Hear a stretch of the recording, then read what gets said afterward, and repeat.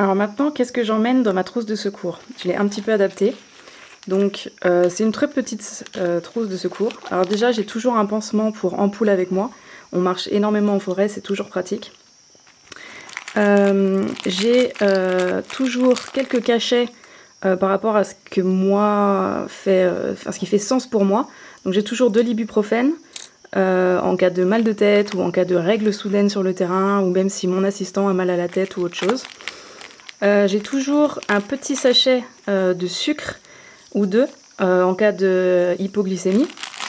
Après les trucs basiques, les gaz, les bandages, le ciseau, donc ciseaux, le bandage, la pince à épiler. Voilà.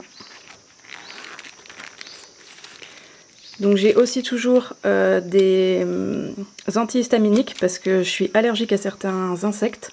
Donc quand il y a une crise qui me prend en forêt, c'est très bien d'avoir ça. Donc du sparadrap. J'ai aussi toujours des pansements en cas d'ampoule ou autre petite blessure. Ça c'est des sachets un peu gaviscons pour les brûlures d'estomac. Il se trouve qu'en Afrique ça m'arrive beaucoup parce qu'il y a beaucoup d'huile dans la nourriture.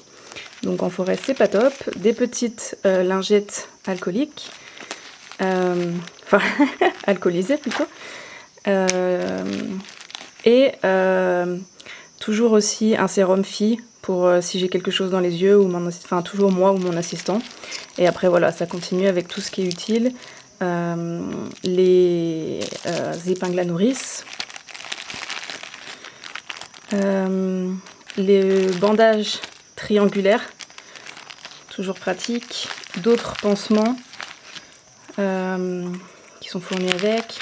Toujours des petites lingettes alcoolisées pour cleaner. Bon bah j'avais déjà des pansements pour ampoules partout. Des compresses et des gants.